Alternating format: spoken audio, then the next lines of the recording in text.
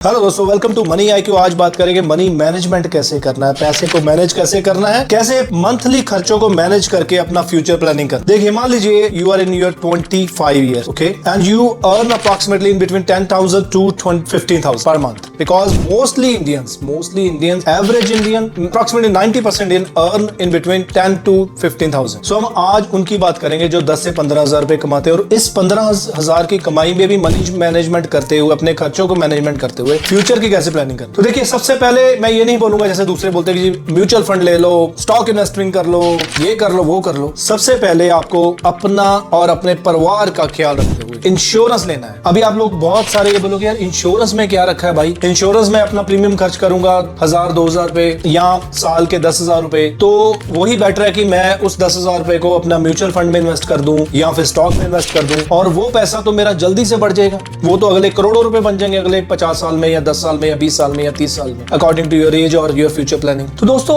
50 साल किसने देखे? ना आपने देखे, ना मैंने देखे, ना किसी और ने देखे। 20 साल किसने देखे? ना आपने देखे, ना मैंने देखे, ना किसी और ने देखे। मान लो जी आप शुरू करते हो, नहीं जी मैं तो म्यूचुअल फंड शुरू करूंगा। ऐसा होना नहीं चाहिए, लेकिन बता रहा हूं, क्या ये इस बात की गारंटी है कि अगले 20 साल जो आपने इन्वेस्टमेंट प्लानिंग का सोच रहे हो या 30 साल का सोच रहे हो कि म्यूचुअल फंड में रेगुलर इन्वेस्टमेंट करोगे, सिप लगाओगे या कुछ भी करोगे, तो क्या 30 साल तक अर्न कर उसमें इन्वेस्टमेंट आपकी जाती रहेगी? गारंटी है इस चीज की? नहीं ना। कोरोना का टाइम देखा, और फ्यूचर जितना भी आप लाइफ हिस्ट्री देख लो किसी की भी, एक सांस आ रहा है, नेक्स्ट सांस का पता ही नहीं ले पाएगा इंसान के नहीं, तो फिर 30 साल किसने देखे? नहीं ना। तो सबसे पहले इंश्योरेंस जरूरी है, लाइफ इंश्योरेंस जरूरी है। जैसे इंश्योरेंस हमारी गाड़ियों की मैंडेटरी है इंडिया में, कि गाड़ी देखो वो एक अलग टॉपिक है, सरकार ने उसको किया हो कि इंश्योरेंस करवानी है गाड़ी की, चाहे थर्ड पार्टी चाहे फुल इंश्योरेंस। जैसे गाड़ी को इंश्योरेंस मैंडेटरी है, लाइफ इंश्योरेंस भी मैंडेटरी होनी चाहिए। क्यों? क्योंकि गारंटी नहीं है फ्यूचर की, जीने रहने की, जीवित रहने की गारंटी नहीं है। जैसे जैसे हमारा खान पीन हो रहा है, जैसे जैसे पोल्यूशन बढ़ रहा है, जैसे जैसे स्ट्रेस बढ़ रही है, जैसे जैसे हार्ट अटैक बढ़ रहे हैं, जैसे जैसे कोरोना जैसी नई बीमारियां आ रही हैं, जैसे जैसे ट्रैफिक बढ़ रहा है, तो डेथ की कुछ पता नहीं कब हो किसी का भी। मैं अभी वीडियो बना रहा हूं,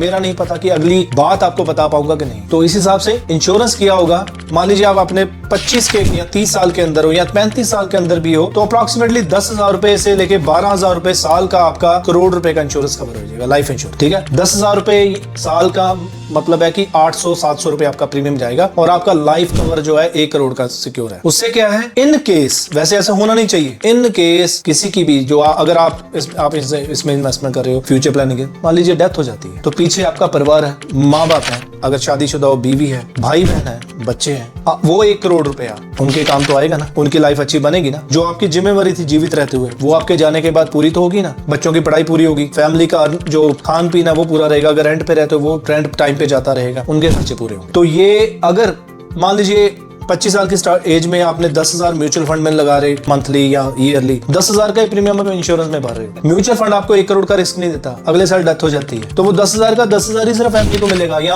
अगर बढ़ के चलो 10-15% बढ़ गया तो 12,000 मिलेगा। अगर इंश्योरेंस करवाई होगी तो फैमिली को 1 करोड़ रुपए मिलेगा। तो फिर क्या सबसे पहले इंपॉर्टेंट जरूरी है? इंश्योरेंस लाइफ का जरूर लीजिए। उसके बाद पूरी फैमिली का हेल्थ इंश्योरेंस लीजिए। हेल्थ इंश्योरेंस क्यों?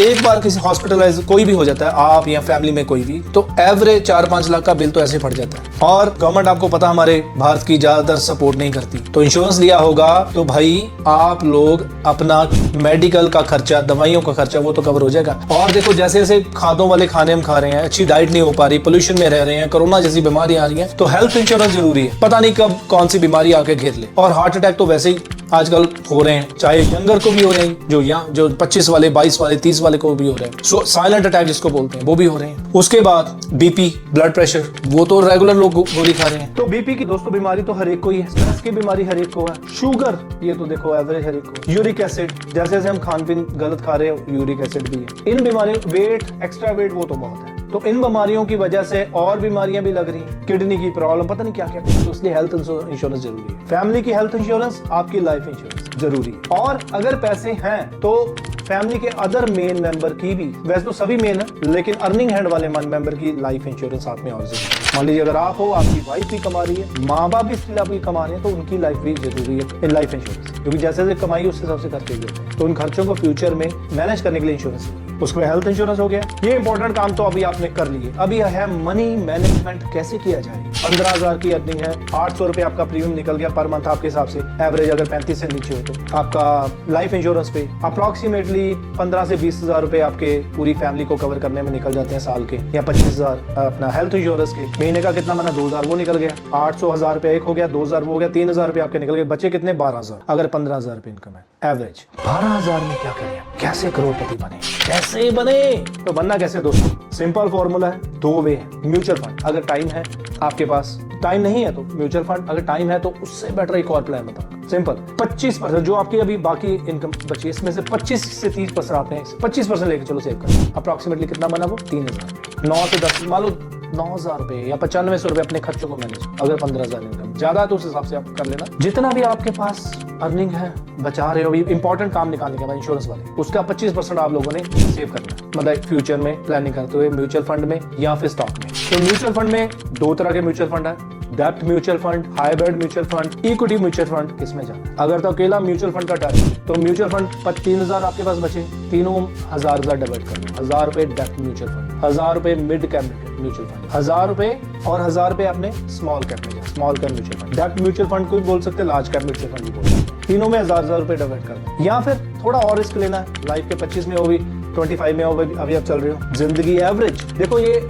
एक एक्सपेक्टेंसी नहीं होती है भी इतना देर बंदा जिएगा, या एवरेज जो इंडिया की जो लाइफ एक्सपेक्टेंसी रेट है वो है अभी करंटली अप्रॉक्सीमेटली 67 और 80 है। अगर हम वो भी लेके चले 25 में हो भी तो 60 साल तक काम करोगे, यानी कि अभी आप 35 साल इन्वेस्टमेंट कर सकते हो, तो फिर लाइफ पड़ी है अभी। फिर अगर थोड़ा रिस्क लेना चाहते हो, 500 रुपए पे आ जाओ लार्ज कैप में, 1,000 रुपए आ जाओ मिड कैप में, 1,500 रुपए आ जाओ स्मॉल कैप, क्योंकि स्मॉल कैप जो है वो रिटर्न भी बहुत है, मिड कैप रिटर्न देगा 16% का, डेप्थ या लार्ज कैप एक्सपेक्ट होता है कि 12-13% रिटर्न दे, और जो स्मॉल कैप है वो 18, 20, 22 इतना % आपको रिटर्न मिल जाता है। तीनों का एवरेज निकालोगे 16-17% रिटर्न आपका आ जाएगा। और इसमें कोशिश कीजिए direct mutual fund, direct investment करनी म्यूचुअल फंड में, मींस कि कोई ब्रोकर ना हो, कोई कंपनी ना हो, डायरेक्टली म्यूचुअल फंड में जाना है, आपने इन्वेस्टमेंट करना। उससे क्या कि आपका 1 से 1.25% बचेगा, विदाउट किसी बैंक या ऐप के थ्रू अगर लगाओगे, सीधा डायरेक्ट म्यूचुअल फंड में लगाओगे, और 25 साल या 30 साल इन्वेस्ट करोगे तो 1% भी बहुत अमाउंट होती है, मल्टीप्लाई करके हो जाती है जो आप सेव करोगे। ये तो हो गया म्यूचुअल फंड का फंड। अभी है,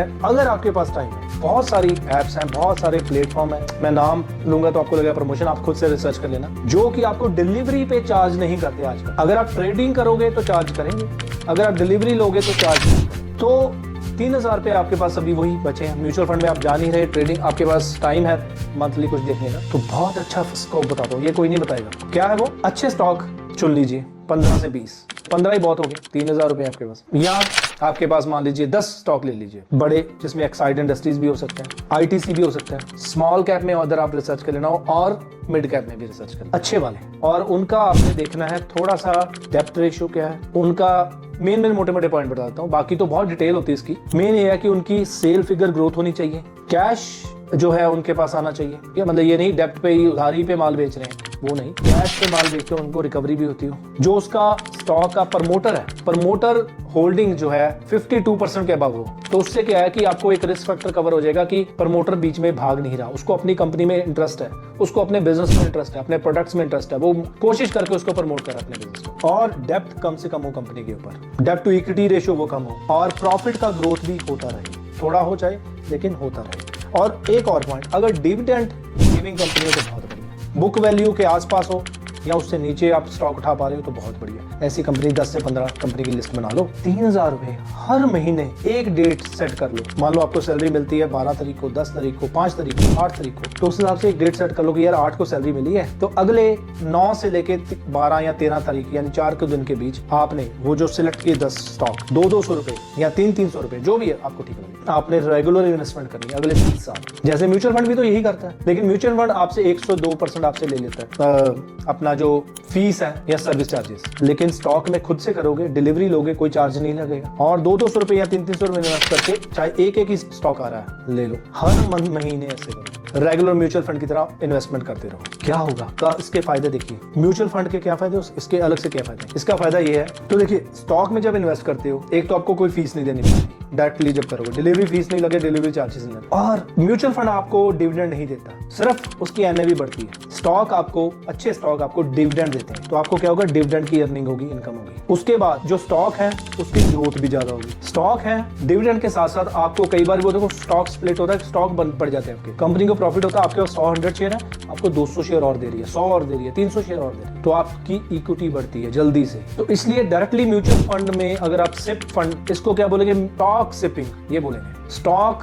इन्वेस्टमेंट को सिप की तरह लगाओ कि 3,000 रुपए के मैंने मंथली हर महीने अपने सिलेक्टेड स्टॉक लेने ही लेने, चाहे किसी भी भाव के लेने ही लेने हैं एज म्यूचुअल फंड। तो आप देखोगे कितनी % ग्रोथ म्यूचुअल फंड से आपको ज्यादा बेनिफिट मिलेगा। तो ऐसे कीजिए मनी मैनेजमेंट, जितनी भी आपकी इनकम है, इंपॉर्टेंट खर्चे इंश्योरेंस वाले और हेल्थ इंश्योरेंस वाले निकाल कर जो आपके पास बचता है उसका 25% लाइफ में ये रखे कि मैंने इन्वेस्टमेंट करना ही है अगले 60 साल की उम्र तक। क्योंकि देखिए पेंशन सिर्फ गवर्नमेंट एम्प्लॉय को मिल रही है, वो भी अभी गवर्नमेंट उसको खत्म कर रही है, भी पेंशन ना ही देनी पड़े। तो अपनी फ्यूचर के लिए अगले जब 60 साल की उम्र काम नहीं हो पाएगा या काम कम हो पाएगा या जॉब से रिटायरमेंट हो जाएगी या बिजनेस से रिटायरमेंट हो जाएगी किसी भी कारण, या कंपटीशन के कारण काम नहीं कर पाओगे, या खुद के लिए भी टाइम निकालना कि भाई अभी सारी उम्र काम कर लिया, अभी मैं बैठ के खा लूं, बैठ के अपना फ्यूचर देखूं, अगला 10 साल में घूमूं फिरूं, तो अभी से प्लानिंग कीजिए। अभी से स्टॉक में जाइए, इन्वेस्टमेंट कीजिए, सिप्स इन्वेस्टमेंट कीजिए, या फिर डायरेक्टली स्टॉक में सिप की तरह इन्वेस्टमेंट कीजिए। इंश्योरेंस जरूरी है, फैमिली को प्यार करते हो तो, क्योंकि अगर कल को आप नहीं रहे तो आपकी फैमिली के